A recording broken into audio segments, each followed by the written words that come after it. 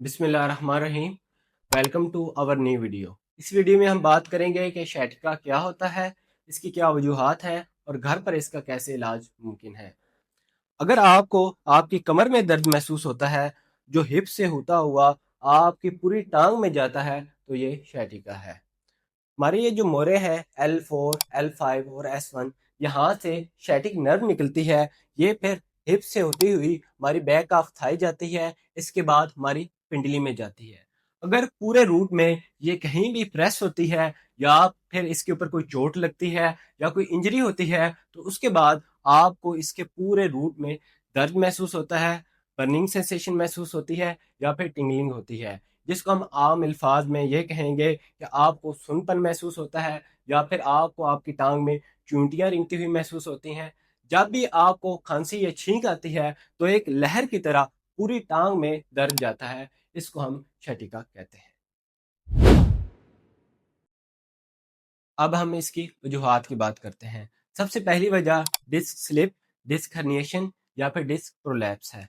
जो हमारे मोरे हैं उनके दरमियान एक डिस्क होती है जिसका जो बाहर वाला खोल है वो शेल नमा होता है। उसके अंदर एक जली नमा मटेरियल होता है। जब भी वो मटेरियल बाहर की तरफ निकलता है या फिर डिस्क अपनी जगह से थोड़ी सी आगे या पीछे होती है, जो नर्व होती है ये इसको प्रेस करती है और फिर जहाँ जहाँ हमारी जो नस है, जो शैटिक नर्व है वो जाती है, हमें वहाँ पे दर्द महसूस होता है। शैटिका की दूसरी बड़ी और अहम वजह स्टेनोसिस है। हमारे मोरों के दरमियान एक सुराख होता है जिसमें से सारी जो नर्व्स हैं वो गुजरती हैं। जब किसी वजह से उसका डायमीटर कम होता है तो वो नर्व को प्रेस कर देते हैं और वो शैटिका का सबब बनते हैं। इसके अलावा हमारे मोरों के दरमियान फोरामेन होते हैं जिसके दरमियान से नर्व्स निकल के हमारी टांग में जाती हैं। अगर किसी वजह से उन फोरामेन का भी डायमीटर कम हो जाता है तो वो भी जिस साइड का फोरामेन का डायमीटर कम होगा उस साइड की नर्व को प्रेस करेंगे और उस साइड की टांग में हमें दर्द महसूस होगा। शैटिका की तीसरी बड़ी और अहम वजह फेसिक जॉइंट आर्थ्रोपैथी है। हमारे जो मोरे हैं उनके दरमियान एक डिस्क होती है जो शॉक अब्जॉर्बर के तौर पर काम करती है या एज अ कुशन काम करती है। जब एज गुजरने के साथ साथ डीजनरेटिव चेंजेस आती हैं, जो डिस्क है उसकी मोटाई जो है वो कम हो जाती है और जो डिस्क है वो जब मोटाई उनकी कम होती है तो जो हमारे मोरे हैं वो आपस में करीब हो जाते हैं और उसके दरमियान से जो हमारी नसें निकल रही होती हैं उनके ऊपर दबाव आता है, तो उसकी वजह से ये शैटिका का सबब बनते हैं। इसके अलावा वक्त गुजरने के साथ साथ जो हमारे मोरे हैं उनके एंड्स पे ऑस्टियोफाइट्स बन जाते हैं या फिर नुकीली चीज़ें बन जाती हैं जो हमारी नर्व्स को पिंच करती हैं और इसकी वजह से हमें शैटिका का दर्द महसूस होता है। शैटिका की चौथी और आखिरी वजह पिरिफॉर्मिस सिंड्रोम है। जो इसकी पहली तीन वजूहात थी वो डिस्क रिलेटेड थी, ये मसल रिलेटेड है। हमारे जो हिप वाला एरिया है वहाँ पे एक मसल होता है पिरिफॉर्मिस, उसके नीचे से शैटिक नर्व पास होती है। जब किसी वजह से वो मसल टाइट हो जाता है तो अपने नीचे से गुजरने वाली जो शैटिक नर्व है वे ये उसको प्रेस कर देता है, जिसकी वजह से हमें अपनी पूरी टांग में दर्द महसूस होता है और ये शैटिका का सबब बनता है। अब हम इसके ट्रीटमेंट की बात करेंगे। जिस तरह शैटिका की डिफरेंट जो है वो रीजंस हैं, इस तरह हर वजह का जो ट्रीटमेंट है वो भी अलग है। सबसे पहले हम डिस्क प्रोलैप्स के ट्रीटमेंट की बात करेंगे। पहले हम इसको थोड़ा सा डिटेल से डिस्कस कर लेते हैं कि डिस्क प्रोलैप्स क्या होता है और इसकी क्या वजूहात हैं। हमारे जो मोरे हैं उनके दरमियान जो एक डिस्क होती है जिसमें एक जलीनुमा मटेरियल होता है, जब ये बाहर की तरफ निकलता है तो ये शैटिक नर्व को पिंच करता है, जिसकी वजह से हमें पूरी टांग में दर्द महसूस होता है। इसकी डिफरेंट रीजंस हैं, जैसे हमारा बैड पोस्चर है, हम ज़्यादा देर के लिए बैड पोस्चर में बैठते हैं तो जो फ्लूइड है वो आहिस्ता आहिस्ता बाहर की तरफ निकलता रहता है और जब हम अचानक कोई वजन उठाते हैं और हमारा एंगल ठीक नहीं होता तो उसकी वजह से जो है ये डिस्क हर्निएट हो जाती है और शैटिका का सबब बनती है।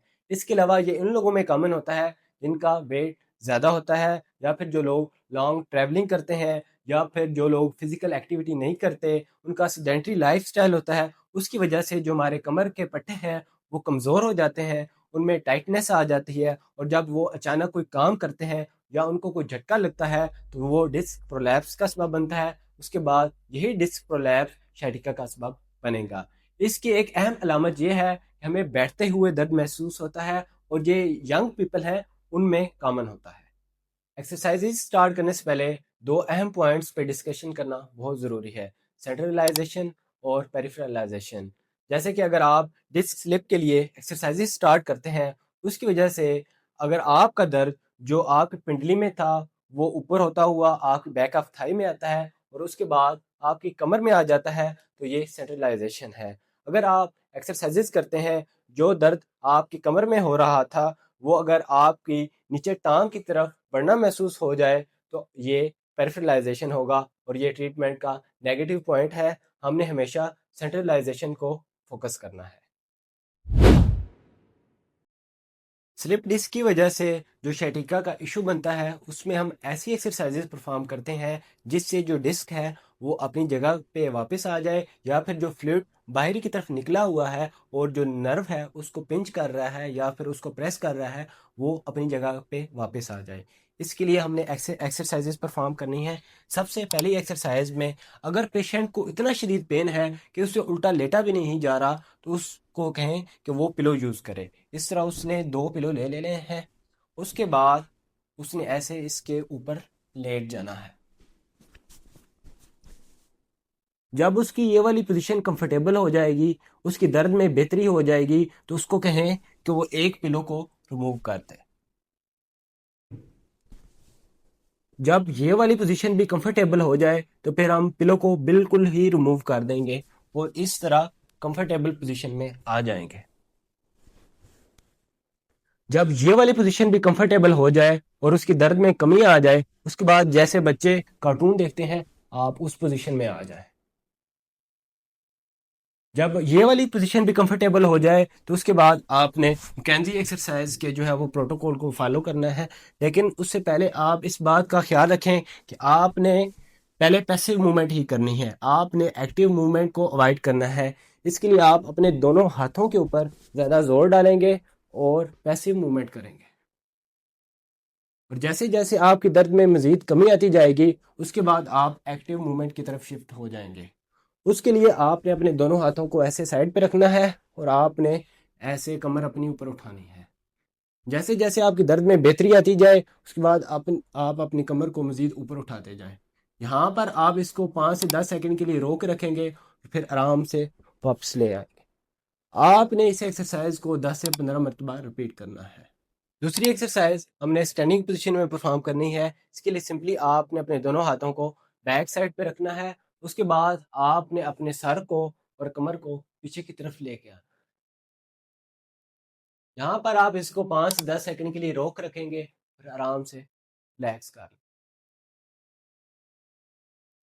اس ایکسرسائز کو بھی ہم نے 10 سے 15 مرتبہ ریپیٹ کرنا ہے.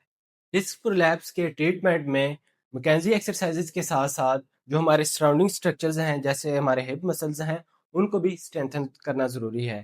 اس کے لیے ہم ایسے ایکسرسائزز پرفارم کریں گے. سب سے پہلی ایکسرسائز میں ہم اپنے گھٹنے کے نیچے کوئی فوم رولر، کوئی کشن یا پھر کوئی ٹاول کا رول بنا کے رکھیں گے اور پھر اس کو ایسے نیچے کی طرف پریس کریں گے.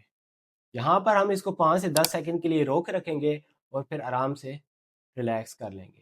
اس ایکسرسائز کو ہم نے 10 سے 15 مرتبہ ریپیٹ کرنا ہے.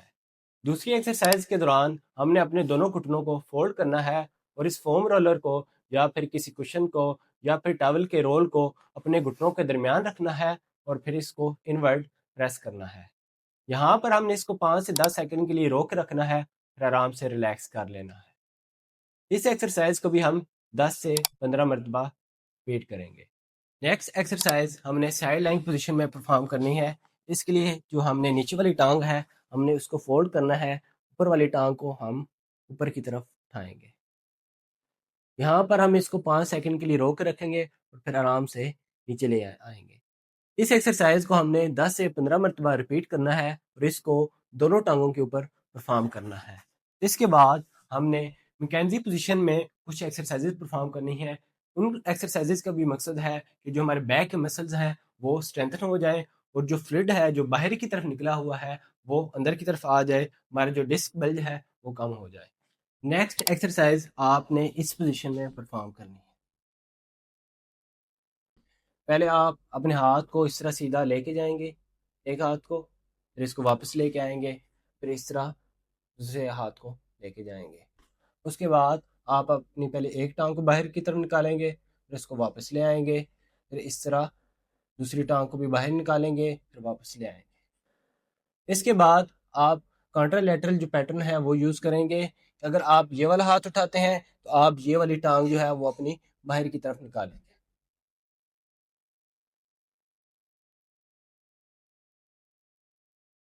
اس ایکسرسائز کو آپ نے سٹارٹ میں 5 منٹ کے لیے ریپیٹ کرنا ہے۔ لاسٹ میں ہم ایک ٹریکشن ایکسرسائز پرفارم کریں گے۔ اس کے لیے ہم نے اپنے دونوں ہاتھوں کو ایسے رکھنا ہے اور ایک ٹیبل پہ یا ایک اونچی جگہ پہ ہم نے سپورٹ لینی ہے۔ اس سے ہمیں کمر میں ٹریکشن فیل ہوگی۔ اس ایکسرسائز کو ہم نے 4 سے 5 منٹ کے لیے پرفارم کرنا ہے۔ اس کے بعد ہم اپنی باڈی کو ایسے سیدھا کر لیں گے۔ لاسٹ میں ہم کچھ امپورٹنٹ پوائنٹس ڈسکس کریں گے۔ جن لوگوں کو بھی شیٹیکا کا ایشو ہوتا ہے وہ کمپلیٹ بیڈ ریسٹ پہ چلے جاتے ہیں۔ آپ نے اس چیز کو اوائڈ کرنا ہے۔ میکسیمم آپ 3 دن کا ہے جو ہے بیڈ ریسٹ کریں گے، اس کے بعد آپ نے ایکٹیو رہنا ہے۔ فار ایگزامپل آپ 30 یا 40 منٹ کے لیے لیٹے ہیں، اس کے بعد آپ تھوڑی سی واک کریں گے، پھر بے شک آپ آ کے لیٹ جائیں۔ اس کے علاوہ آپ نے صوفے کے اوپر اور بیڈ کے اوپر بیٹھنے سے اوائڈ کرنا ہے، یہ آپ کے ڈسک بیلٹ کے مسئلے کو بڑھائے گا۔ آپ نے چیئر پر ہی بیٹھنا ہے۔ اور جو ایکسرسائزز میں نے آپ کو بتائی ہیں یہ آپ نے اس وقت پرفارم کرنی ہے جب آپ کے پین کو 2 ویکس گزر چکے ہیں اور آپ کو بیٹھتے ہوئے زیادہ درد محسوس ہوتا ہے، یا جب آپ جھک کے کوئی کام کرتے ہیں یا ویسے جھکتے ہیں تو آپ کو درد ہوتا ہے۔ لیکن اگر آپ کو کھڑے ہوتے ہوئے یا چلتے ہوئے یا جب آپ بیٹھ کے اٹھتے ہیں اور سیدھا کھڑے ہوتے ہیں تو آپ کو درد محسوس ہوتا ہے، تو اس کے لیے ہم نے ایک الگ ویڈیو بنائی ہے، آپ نے وہ ویڈیو دیکھنی ہے۔ اگر آپ کو شیٹیکا کے ٹریٹمنٹ کے اوپر ہماری یہ ویڈیو پسند آئی ہے تو ہماری ویڈیو کو لائک اور شیئر کریں، ہمارے چینل کو سبسکرائب کریں اور ہماری اگلی ویڈیو کو دیکھنا نہ بھولیں۔ اللہ حافظ۔